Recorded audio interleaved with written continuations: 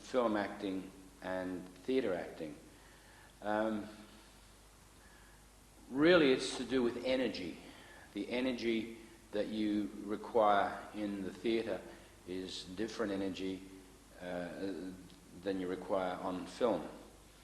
Often you hear actors and directors, and I'm sure you've read, where acting for the camera is doing less, and there is a lot of truth in that. Often a lot of actors who have been trained in theatre tend to do too much and use too much energy. The magical thing about the camera is that it often reads on an actor's face something that when you look at that actor through the iris of the lens of the camera, you don't see when you're looking at that actor from, say, standing behind the camera. Very often actors do much too much in film or on TV acting. An acting teacher many years ago said to me, allow the camera to come to you as opposed to you feeling you have to reach out. And that's a simple little thing, but it's very important. We often with theatre, it's very much about energy and putting it out there. With camera, it's really very much allowing the camera to come to you. The eyes are very important in film acting. And that doesn't mean you act with your eyes in that you stare and open your eyes wide. You've heard the saying, the eyes of the mirror are the mirror of the soul. And when it comes to the eyes and in camera, good film actors know how to speak with the eyes. The eyes reveal what's going on underneath.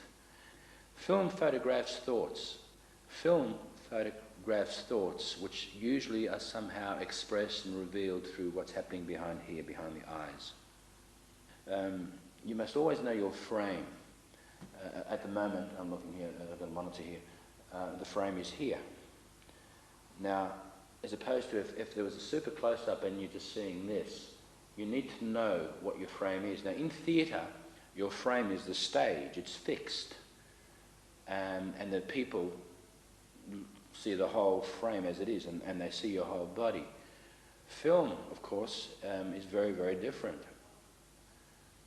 And you must always know your frame, because everything that's on the screen is there to communicate something. And if the frame is this, then I only need to use usually the eyes and the face to express something. If the frame is much, much wider and taking in my whole body, sometimes a look in the eyes is not going to translate. So it's just always important to know what your frame is.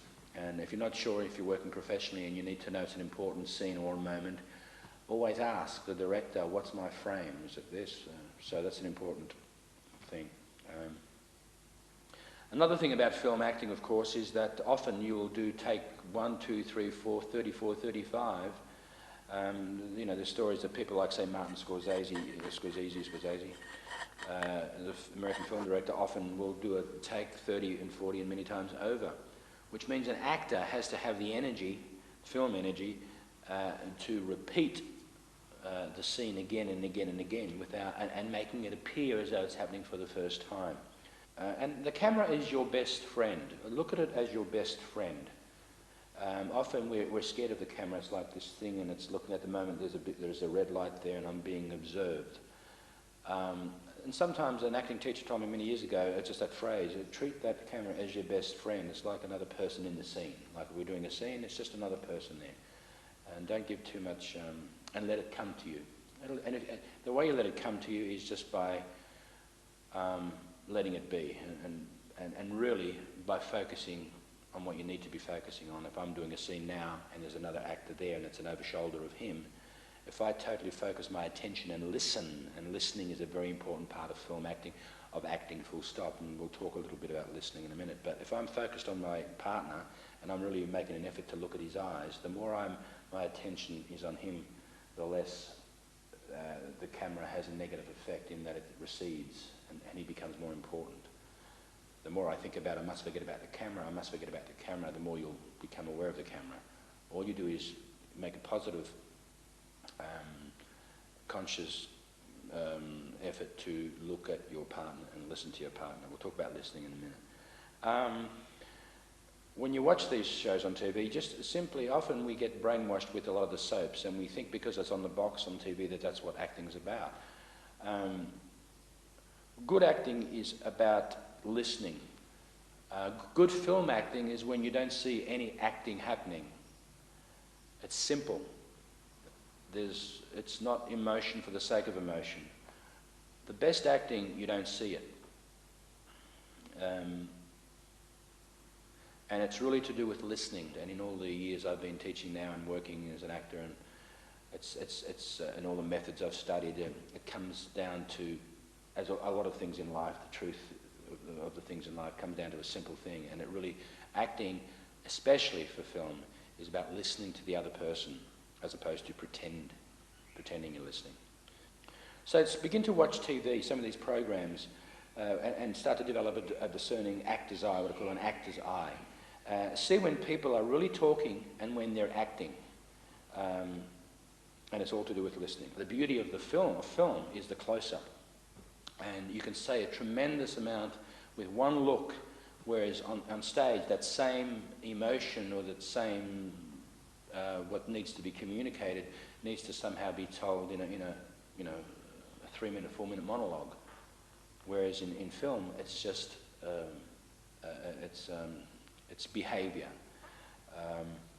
So camera photographs the behaviour.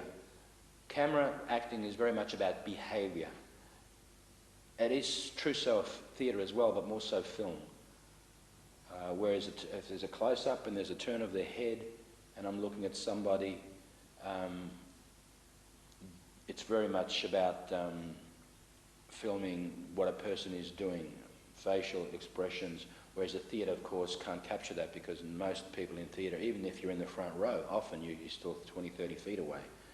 So film acting and the camera photographs behaviour, not words. It's not about the words. And even in theatre, that runs pretty true too. It's important that you understand that the camera picks up what you are doing as opposed to what you are saying. And when you start to learn to work with a close-up and what your face can do and what your eyes can communicate, and silences in film, as is on stage, the case on stage as well, a silence is a very powerful thing, often more powerful than people talking.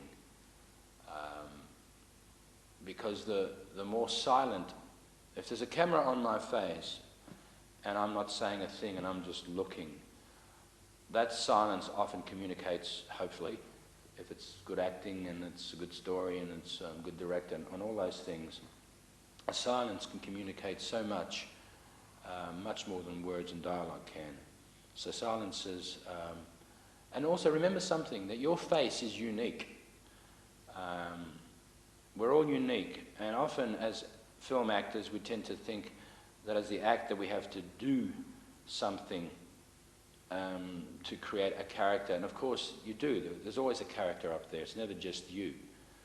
But if you can always allow a little bit of yourself to come through, because you are real, you're a real person, you're a human being. It's all about the humanity of, art comes from that, it's about humanity.